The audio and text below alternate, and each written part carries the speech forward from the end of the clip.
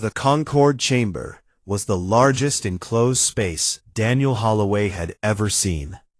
It rose upward, like the inside of a hollow mountain, ringed with hundreds of balconies and platforms, each one occupied by the representatives of a different species. Light came from everywhere and nowhere, shifting in color to accommodate the visual ranges of dozens of alien biologies. The air carried a faint hum, the combined sound of translation devices working in real time to convert every spoken word into 400 different languages.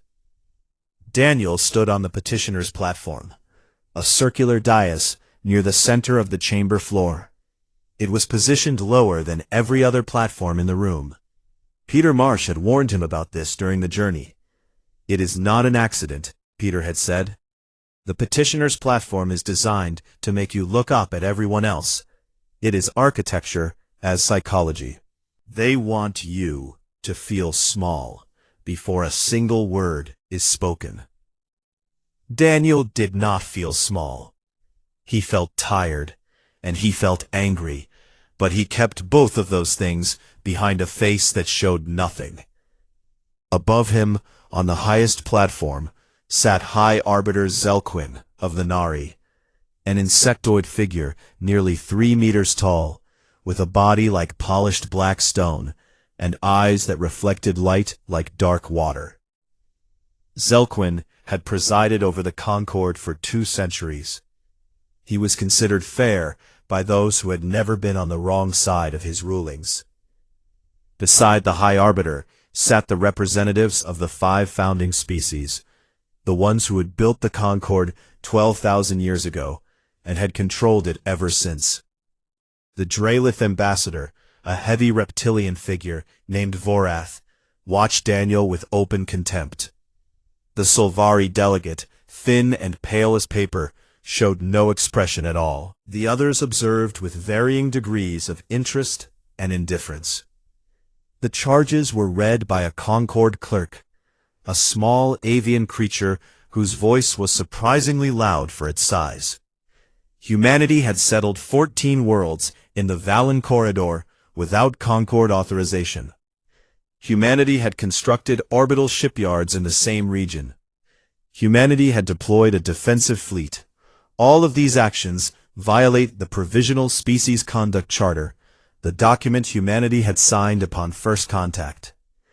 Each charge was delivered like a stone being placed on a scale, and Daniel stood beneath them all without flinching. When the clerk finished, Zelquin turned his dark eyes downward and spoke in a voice that resonated through the chamber like the sound of something ancient. "The representative of Earth may respond." Daniel looked at his notes, then set them aside. He had memorized everything he needed to say. He spoke clearly and without hurry. He did not apologize. He did not offer excuses. Instead, he laid out a counter-argument that he, Nora, and Peter had built over months of careful work. He cited 17 instances where the Concorde had violated its own trade agreements with Earth. Shipments blocked, tariffs applied illegally, human merchants denied port access on technicalities that were never applied to other species. He presented data showing that human medical research, which Earth had shared freely and without cost, had been restricted by the Concorde's pharmaceutical guilds to prevent competition with their own products. Species that could have been helped were left to suffer because profit mattered more than lives. Then he presented the most important piece of evidence. He showed that the Valen Corridor had been listed as unclaimed territory in every official Concorde survey for the past 300 years. It was only reclassified as reserved for future Dralith development 2 years ago, after human survey ships were already there, after human families had already begun building homes on those 14 worlds. The chamber stirred. On the lower balconies, where the minor species sat, the younger civilizations, the smaller nations, the ones who had joined the Concorde hoping for fairness and often received something less. Delegates exchanged glances. Several leaned forward in their seats.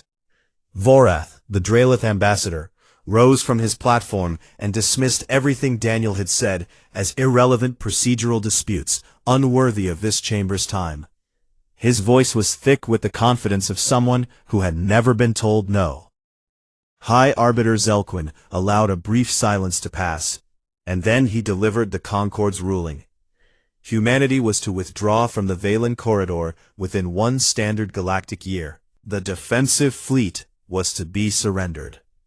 And humanity was to pay reparations to the Draelith hegemony for what the ruling described as emotional and territorial distress. Daniel heard the words and felt them settle into his chest like cold water. He had prepared for this possibility. He had hoped it would not come to this, but he had prepared. He asked for a recess. Zelquin granted it with a wave of one long, segmented arm. In a small side chamber, the 3 of them gathered. Nora Beckett pulled up a tactical display on her portable screen and laid it flat on the table. Her face was tight with controlled fury. "If we comply," she said, pointing to the map of human space, "we lose the Valen Corridor, which means we lose access to the resource networks on the other side. Within 20 years, we will be boxed into a region of space with declining mineral reserves and no room to grow. They are not just punishing us. They are building a cage." Peter Marsh, who had been watching the chamber reactions with careful eyes, spoke next. 11 minor species delegates made eye contact with me during your presentation. 3 of them used subtle body language that, in their cultures, indicates agreement or sympathy. But none of them will speak publicly. They are afraid. "Afraid of what?" Daniel asked, though he already knew the answer. "Afraid of becoming us," Peter said simply. Daniel stepped away from the table and stood by the small viewport. Outside, ships drifted past, vessels from 100 worlds, all operating under the Concord's rules, all bound by the same system that was now closing around humanity like a fist. He opened a secure channel to Admiral Grace Dunning. When her face appeared on the screen, she looked like she had not slept in days, but her eyes were sharp and steady. "I take it they did not surprise us," she said. "They did not. Then you know where we stand, Danny." "I do." There was a pause. Grace looked at him through the screen with the expression of a woman who understood the weight of what she was about to confirm. "Whatever you decide in that chamber, the fleet is behind you. Every ship, every man and woman. You are not alone in there." Daniel closed the channel and stood still for a moment. Nora and Peter watched him in silence. They had worked with him long enough to know when he was thinking and when he had already decided. This was the second kind of silence. When Daniel turned back to face them, something in his posture had changed. It was not dramatic. He did not stand taller or clench his jaw, but there was a stillness in him now, like a river that has decided which way to flow. "Let us go back in," he said. Nora gathered her files. Peter straightened his jacket. The 3 of them walked back into the Concord chamber together, side by side, and the 400 species of the galaxy watched them return to the petitioner's platform. High Arbiter Zelquin looked down from his height and asked the question that the entire chamber was waiting to hear. "Does the representative of Earth accept the terms of this ruling?" Daniel Holloway looked up at the High Arbiter, and for the first time since he had arrived on Arathis Prime, he smiled. It was not a worn smile. The smile on Daniel Holloway's face lasted only a moment, but it was long enough to be noticed. High Arbiter Zelquin tilted his great dark head slightly to one side, a gesture that among the Nari indicated confusion or unease. The Draelith ambassador Vorath narrowed his heavy-lidded eyes. On the lower balconies, dozens of minor species delegates leaned forward without realizing they were doing it. The chamber was perfectly silent. 400 species, thousands of representatives, and not one of them made a sound. Daniel let the silence hold for 3 full seconds. Peter Marsh had taught him that. In most galactic cultures, Peter once explained, silence before speech is a sign of weight. The longer you wait, the heavier your words become. 3 seconds did not sound like much, but in a room that large, filled with that many beings, it felt like an age. Then Daniel Holloway began to speak. He did not raise his voice. He did not pound the podium or make dramatic gestures. He spoke the way he used to speak to his students back in Vermont, clearly, simply, and with the kind of quiet honesty that made people stop what they were doing and listen. 70 years ago, he said, humanity came to the stars. We did not come with warships. We did not come with demands. We came with open hands and the hope that the galaxy would be what we had always dreamed it might be. A place where different peoples could meet as equals and build something greater than any of them could build alone. He paused. The translation devices hummed softly, carrying his words to every ear and ear equivalent in the chamber. When we were offered provisional membership in this Concord, we accepted it gratefully. We understood the restrictions. We were new, we were unknown, and we accepted that trust had to be earned. So we set about earning it. We sent our engineers to repair stations that did not belong to us. We offered disaster relief to worlds whose governments had never spoken a kind word about Earth. We followed every rule. We met every obligation. We signed every document that was placed in front of us. He looked up at the founding species platforms, moving his gaze slowly from one to the next. And in return, our trade routes were redirected. Our colony applications were denied. Our scientific contributions were taken and then locked behind walls we were not allowed to pass through. We were told again and again, in 100 different ways, that we had not yet earned the right to be treated as equals, that we needed to be more patient, that our time would come. Daniel placed both hands flat on the podium. It was a gesture that had no meaning in any alien culture, but every human watching the broadcast back home understood it. It was the gesture of a man planting himself. Our time did come, he said. It came today. He reached into his jacket and removed a small data chip, which he placed on the podium beside his translation earpiece. This chip contains the formal withdrawal of the United Earth Government from the Concord of Aligned Species, effective immediately. Every treaty, every trade agreement, every technology-sharing pact, every mutual defense obligation between Earth and this body is hereby ended. The chamber did not erupt, not yet. The words were too large to process that quickly. They hung in the air like the echo of something enormous falling. The 14 worlds in the Valen Corridor will remain under human sovereignty, Daniel continued, his voice steady as stone. The shipyards will continue their work. The defensive fleet will stay. Any vessel that enters human-claimed space without express invitation will be considered hostile and will be treated accordingly. Now the chamber began to stir. Low sounds, hisses, clicks, the grinding of mandibles, the rustle of wings, rose from dozens of platforms. Vorath had risen to his feet, his reptilian face flushed dark with anger. Even Zelquen had shifted forward on his platform, his massive body leaning toward the petitioner's dais, as if he had not heard correctly. Daniel was not finished.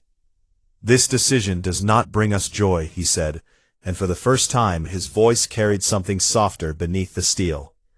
We did not come here hoping for this outcome. We came here believing, as we have always believed, that if we showed good faith long enough, it would be returned. We were wrong, and the fault is not ours. He looked directly at Zelquen now. High Arbiter, you asked if humanity accepts the terms of your ruling. My answer is this: we do not accept your ruling. We do not accept the system that produced it, and we will no longer participate in an institution that treats patience as weakness and good faith as something to be exploited. Daniel reached up and removed the small translation earpiece from his ear.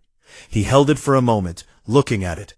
This tiny device that had allowed him to understand and be understood by beings from across the galaxy. And then he set it gently on the podium beside the data chip. Peter Marsh had suggested this gesture weeks ago during their preparation.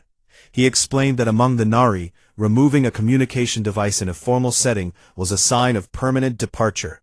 Among the Salvari, it meant a severing of bonds that could never be repaired. Among the Tesseri, it was the equivalent of closing a door and removing the door from its frame. Every culture in that chamber would read the gesture slightly differently, but every single one of them would understand that it was final. Daniel stepped back from the podium. He did not look up at the balconies. He did not wait for a response. He turned and walked toward the chamber doors. His footsteps were the only sound in the room. The floor of the Concord chamber was made of a material that had been crafted to absorb sound, so that no one species' movement would disturb the proceedings. But somehow, in that silence, Daniel's shoes found something to echo against. Each step rang out clear and sharp, like a heartbeat. Nora Beckett fell into step beside him without a word. Her face showed nothing, but her hands were steady and her back was straight.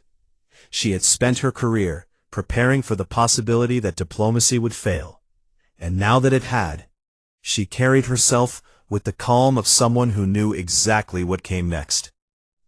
Peter Marsh lingered. He stood on the petitioner's platform for 5 seconds longer than the others. And in those 5 seconds, his eyes swept the chamber from bottom to top. He was recording everything, every face, every posture, every flicker of emotion on every alien countenance. He was a student of culture, and this was the most significant cultural moment he would ever witness. Then he turned and followed his colleagues out of the chamber. Behind them, the chamber broke open like a dam. The minor species platforms erupted into frantic discussion. The Dreylift delegation was shouting, actual shouting, something that had not happened in the Concord chamber in living memory. The Solvari delegates sat perfectly still, which among their kind was a sign of deep shock.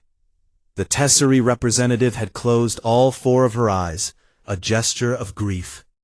High Arbiter Zelquin struck the ceremonial tone that called for order. He struck it again. For the first time in 200 years of his service, order did not come when he called for it. Outside the chamber, the 3 humans walked through the corridors of Arifis Prime, toward the docking bay where the Steadfast waited. Alien faces turned to watch them pass. Word was already spreading through the station's networks. By the time they reached the ship, every being on Arifis Prime knew what had happened. Nora entered the Steadfast first, and went straight to the bridge to begin departure procedures. Peter sat down in the common area and opened his notebook to begin writing while the details were still fresh. Daniel walked to the viewport in his cabin and stood there, looking out at the station one last time. Arifis Prime was beautiful. Even now, even after everything, he could admit that.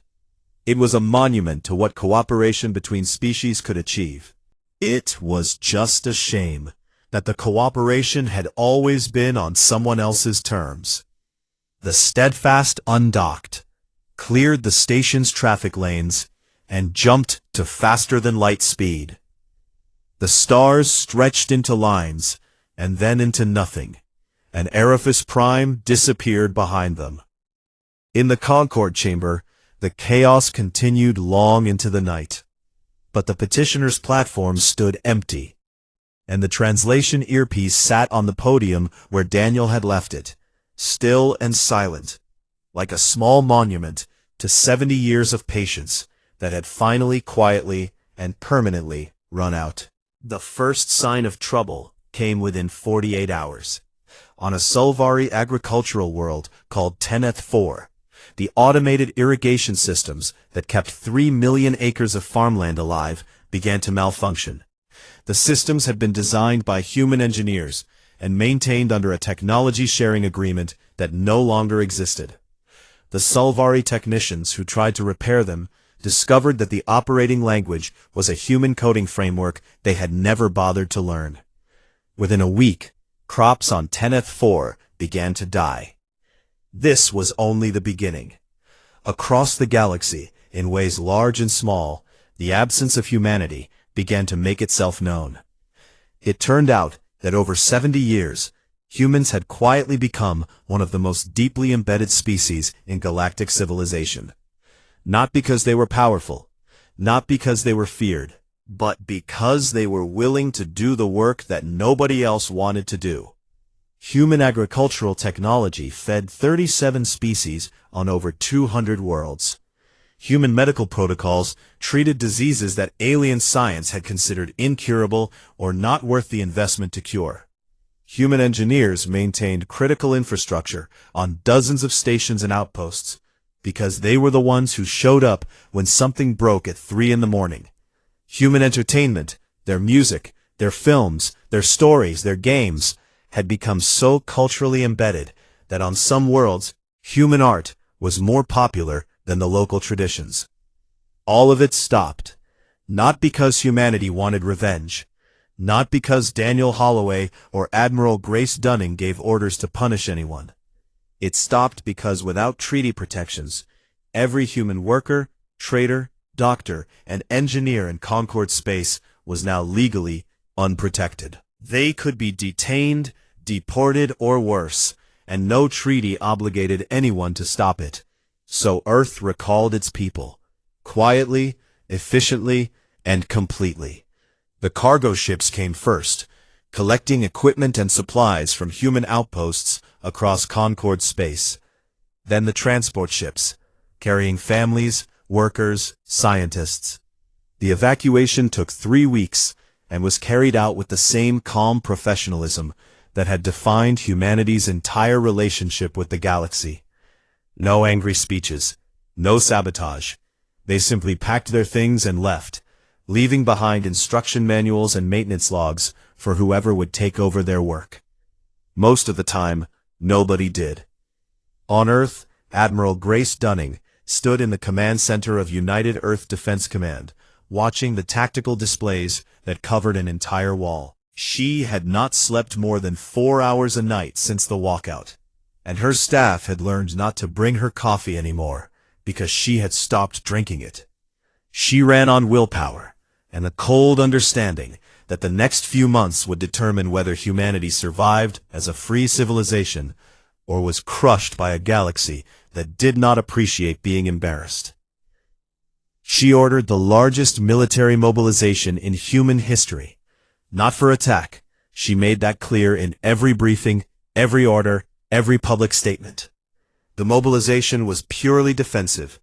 Fleets were repositioned to cover human borders. Sensor networks were expanded. Shipyards in the Valen corridor doubled their production schedules. The message was simple and unmistakable.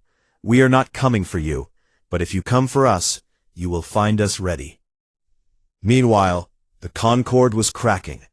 The Tesserae, one of the 5 founding species, had always been the quietest voice on the founding council. They were a gentle, philosophical people who had joined the original Concorde 12,000 years ago because they believed in the idea of cooperation between species. Over the centuries, they had watched that idea slowly transform into something else, a system where the strong made rules and the weak followed them. The walkout had shaken them deeply. The Tesserae representative formally requested a review of the provisional species system, the framework that had kept humanity and dozens of other younger species under permanent restrictions. The request was denied by the other 4 founding species within a single day. The Tesserae said nothing publicly, but their silence carried its own message. 3 minor species, the Pelori, a small amphibian civilization known for their mathematicians; the Joktan, a nomadic people who lived on great ships that traveled between stars; and the Yuani, a quiet agricultural species who had been Concorde members for only 3 centuries, made contact with Earth through back channels. They did not announce alliances or make grand statements. They simply opened communication lines and said, in their different ways, that they wanted to talk. Nora Beckett, who had been promoted to the newly created position of Strategic Defense Coordinator, managed these contacts with extreme care. She met with Daniel, who had returned to Earth and was living in a small apartment near his old university, serving as an unofficial advisor to the government he no longer officially represented.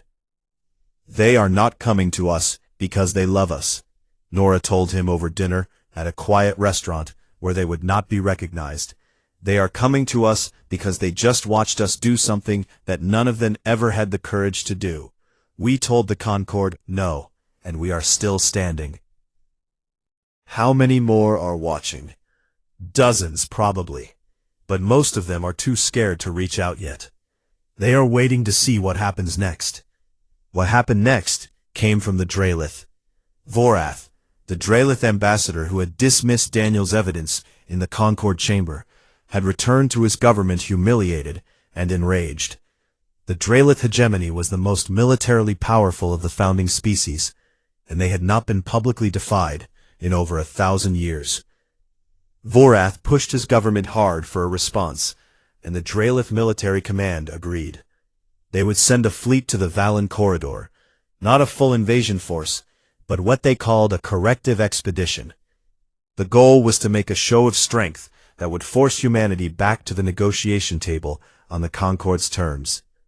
High Arbiter Zelquin, who had governed the Concorde for 2 centuries by maintaining a careful balance of power, saw the danger immediately. If the Drelith attacked and succeeded, it would confirm every fear that the minor species already had about the founding species' true nature. If the Drelith attacked and failed, the Concorde's authority would be shattered.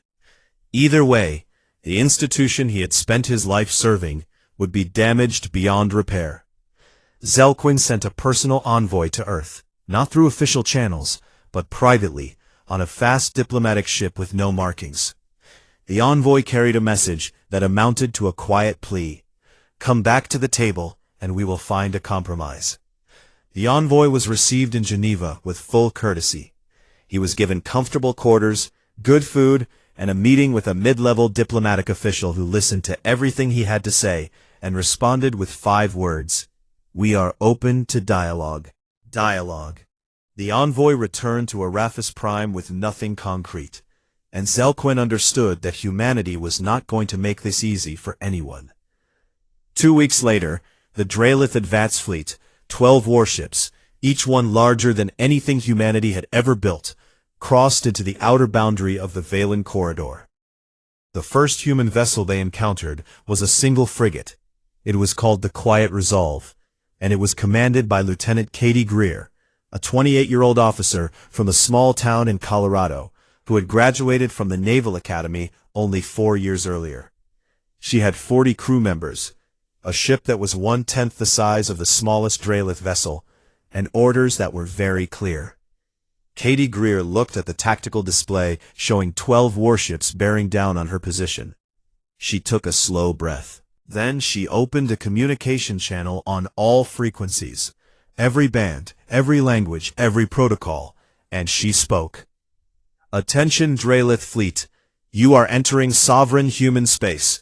You have not been invited. You are not welcome. Turn around." The message went out across the stars, picked up by relay stations and communication networks across half the galaxy. Within hours, every species in the Concorde had heard it. A young woman in a small ship, alone against a fleet, saying the simplest and most human thing possible: "You are not welcome here. Turn around." The Drelith fleet did not turn around, and the galaxy held its breath.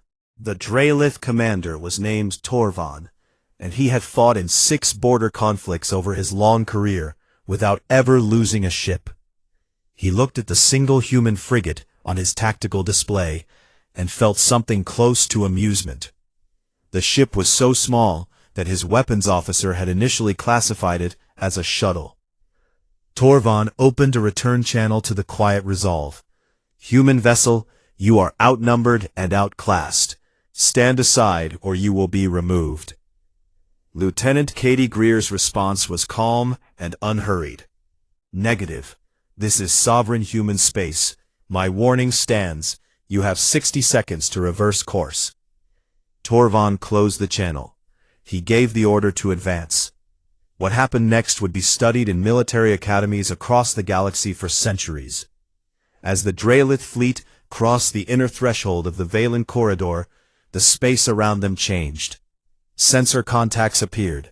Dozens of them, then hundreds. They were small, no larger than escape pods, scattered across a vast three-dimensional grid that stretched for millions of kilometers. They had been invisible until that moment, running silent, powered down, waiting. Humanity's automated defense network activated. The platforms did not fire, not yet. Instead, they did something that was so fundamentally human that alien analysts would spend years trying to understand why anyone would bother. Every single platform broadcast an identification signal, a statement of purpose, and a final warning. In 400 languages, on every frequency, simultaneously. You are in sovereign human space. Automated defense systems are active. This is your final warning. Reverse course immediately. Torvald stared at his tactical display as it filled with contacts. His sensor officer reported that the platforms were armed with a weapons system the Dralith had never encountered, something human engineers had developed quietly in their shipyards over the past 2 years, while the rest of the galaxy was busy ignoring them. A smarter commander might have paused. Torvald was not stupid, but he was proud, and pride had carried him through 6 conflicts. He ordered his fleet forward. His lead ships locked weapons on the quiet resolve. Katie Greer watched the targeting locks appear on her console. She had known this moment was coming since she first received her orders 3 days ago. She had written a letter to her mother and father back in Colorado, just in case. She had not sent it. She planned to tear it up when this was over. All stations, she said to her crew, her voice steady and clear. Weapons free. The quiet resolve fired first, and the defense network fired with it. The battle lasted 11 minutes. In those 11 minutes, the galaxy learned something about humanity that 70 years of quiet patience had hidden. When humans fight, they fight together, and they fight smart. The defense platforms operated as a single coordinated system, targeting engines and weapons arrays with surgical precision. They did not aim to kill. They aimed to stop. The quiet resolve, impossibly small among the giant Dralith warships, moved through the formation like a needle through cloth, drawing fire away from the platforms and striking at sensor arrays and communication nodes. One by one, the Dralith ships went dark. Engines disabled, weapons offline, shields collapsed. Torvald's flagship was the last to fall, its main drive cut clean by a focused burst from 3 platforms firing in perfect coordination. When the shooting stopped, 12 Dralith warships drifted powerless in human space. Not one of them had been destroyed. Not one had suffered a hull breach. The crews were alive. The life support systems deliberately left untouched. And then humanity did the thing that confused the galaxy most of all. Katie Greer opened a channel to the disabled fleet. Dralith vessels, this is the quiet resolve. Your ships have been disabled. We are dispatching rescue and recovery teams to assist with repairs to your life support and navigation systems. Medical teams are available if needed. Do you require assistance? She was offering help to the fleet that had just tried to destroy her. Torvald sat in the darkened bridge of his flagship and did not respond for a long time. When he finally spoke, his voice was quiet. We accept your assistance. Human ships arrived within hours, not warships, but engineering vessels and medical frigates. They docked with the disabled Dralith ships, repaired what was needed to get them home safely, treated the wounded, and then escorted them to the border of human space. At the border, Katie Greer sent one final message. Safe travels, Commander. You are welcome to return. through diplomatic channels, anytime. The aftermath came in waves. The first wave was shock. The Concorde had not seen a founding species humiliated like this since before most living beings were born. The Dralith hegemony recalled its ambassador from Arathis Prime and went silent, retreating behind its own borders to process what had happened. Vorath, the ambassador who had pushed so hard for the corrective expedition, was quietly removed from his position. The second wave was political. The Tesseri, who had watched everything unfold with growing certainty, formally withdrew from the Concorde's founding council. Their statement was brief and devastating. The Concorde was built to protect all species. It has become a tool that protects only the powerful.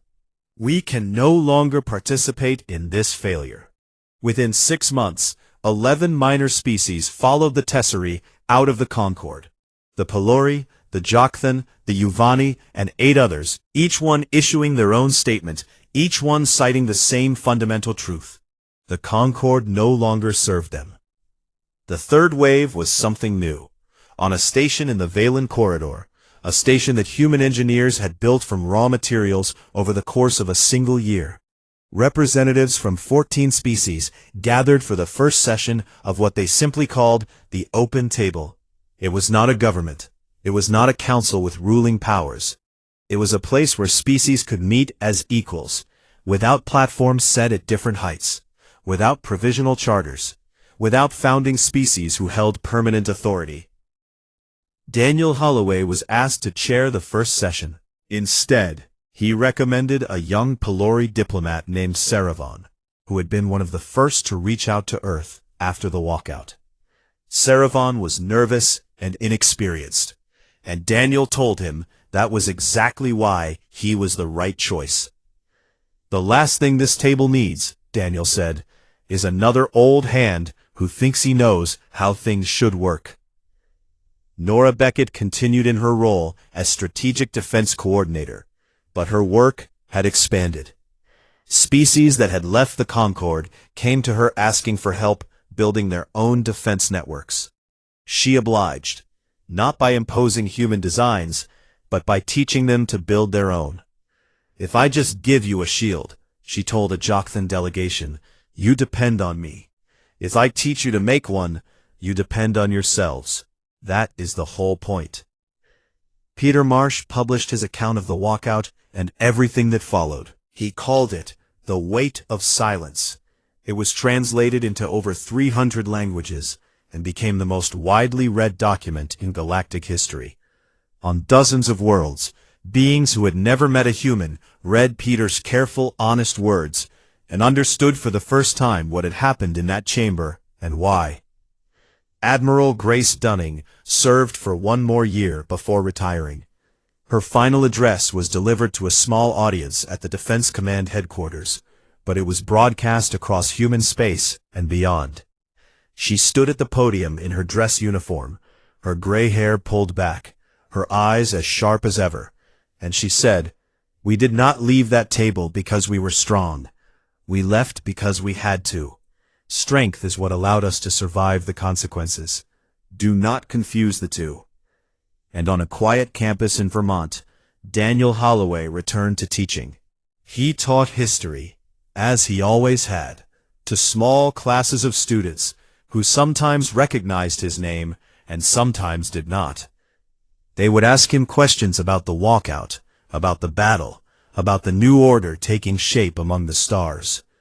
He answered their questions patiently and honestly, but there was one question they asked more than any other, and he always gave the same answer. "Professor Holloway, what did it feel like to walk out?" He would pause, the way he always paused before saying something he wanted his students to remember. "It felt like the first honest thing we had done in 70 years. The galaxy did not tremble because humanity was violent. Every disabled Dralith ship and every rescued crew member proved that. The galaxy did not tremble because humanity was mighty. 1 frigate against 12 warships proved that strength was not the point. The galaxy trembled because humanity did something that no species in 12,000 years of Concord history had ever done. They refused to play a rigged game. They stood up from a table that was designed to keep them small, and they walked out, and they built their own table and invited everyone to sit at it as equals. High Arbiter Zelquin, alone in the empty Concord chamber, on a night when the balconies were dark and the translation devices were silent, looked down at the petitioner's platform where Daniel Holloway had stood. The translation earpiece was still there, exactly where Daniel had left it. No one had moved it. No one had dared. Zelquin looked at that tiny human device for a very long time, and in the silence of the empty chamber, he understood something he wished he had understood sooner. The humans had not been weak when they were patient. They had been giving the galaxy a chance, and when the galaxy wasted that chance, the humans did not rage or weep or beg. They simply left, and they took the future with them. Far away, on a pale blue world circling an ordinary yellow star, Daniel Holloway closed his book, turned off his desk lamp, and walked home through the autumn leaves. The stars were coming out above him, more of them claimed by free peoples now than at any point in galactic history. He did not look up. He did not need to. He already knew what was up there. Something new. Something better. Something built not on power, but on the simple, stubborn, deeply human belief that everyone deserves a seat at the table. And the galaxy, for the first time in 12,000 years, was learning what that meant.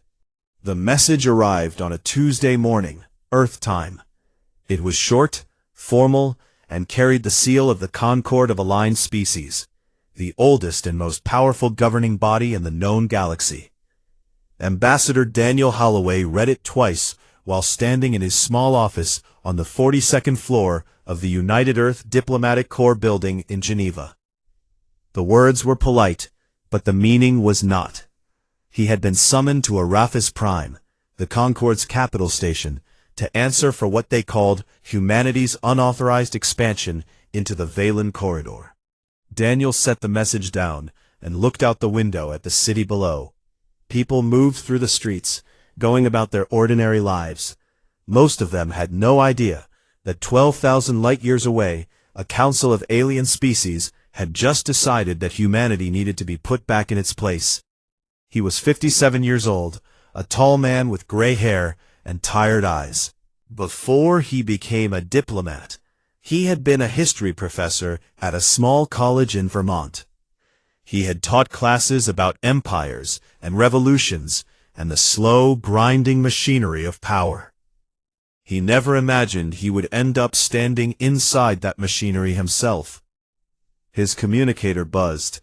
It was Nora Beckett, his chief advisor and a lieutenant commander in the United Earth Navy. She had already seen the summons. "So they finally did it," she said.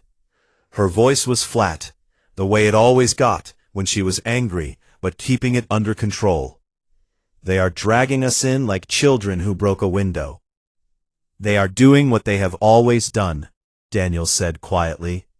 "They are reminding us of our place." Nora was 43, sharp-featured, with short dark hair, and a reputation for saying exactly what she thought, whether people wanted to hear it or not. She had served on 3 deep space deployments before moving into strategic advisory, and she trusted the Concorde about as much as she trusted a broken airlock. "I will have the briefing files ready by tonight," she said. "And Danny, you should call Peter. We are going to need him for this." Peter Marsh was the 3rd member of what the diplomatic corps quietly called the Triangle. He was a cultural liaison, a soft-spoken man of 50 who had spent the last 30 years of his life studying alien languages, customs, and psychology. He understood how alien minds worked better than almost any human alive, and more importantly, he understood the subtle ways the Concorde used culture and ceremony as weapons. Daniel called him that evening. Peter listened to the situation without interrupting, then said, "They want to humiliate us in front of the full chamber. That is the point. The Valen Corridor is just the excuse." "I know," Daniel said. then you also know that how we respond matters more than what we say. Daniel spent the next 3 days preparing. He reviewed 70 years of diplomatic history between Earth and the Concorde, 70 years of humanity trying to earn its place among the stars. When humans first made contact with alien life in 2277, the galaxy had not known what to make of them. Humanity was young, loud, and ambitious, and the older species looked at them the way a room full of adults might look at a child who had wandered into an important meeting. The Concorde had offered humanity provisional membership, which sounded generous, but was not.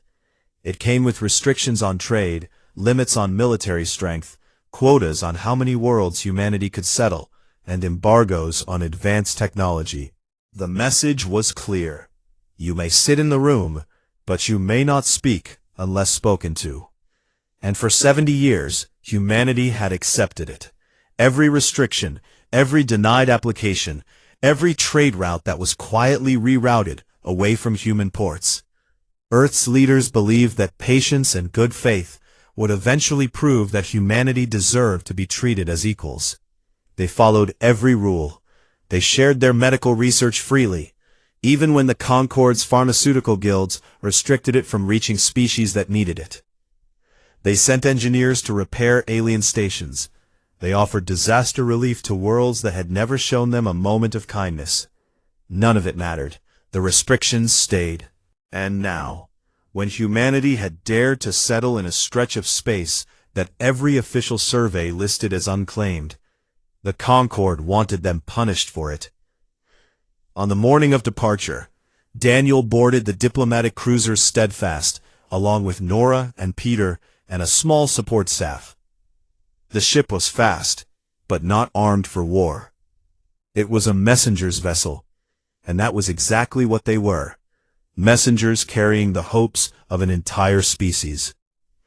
During the journey, which took 6 days at faster-than-light speed, the three of them worked. Nora built a detailed case documenting every treaty violation the Concorde had committed against Earth. Peter studied the cultural protocols of every species that would be present in the chamber, looking for allies, or at least for cracks in the wall of opposition. Daniel read and reread every agreement humanity had ever signed, looking for the words between the words. On the 5th night, Daniel received a private encrypted message from Admiral Grace Dunning, the head of the United Earth Defense Command. Grace was 61 years old, a career officer who had commanded ships, fleets, and finally the entire defense structure of human space. She was not a woman who wasted words. Her message was brief. Danny, we have been patient long enough. If they will not treat us as equals, you know what to do.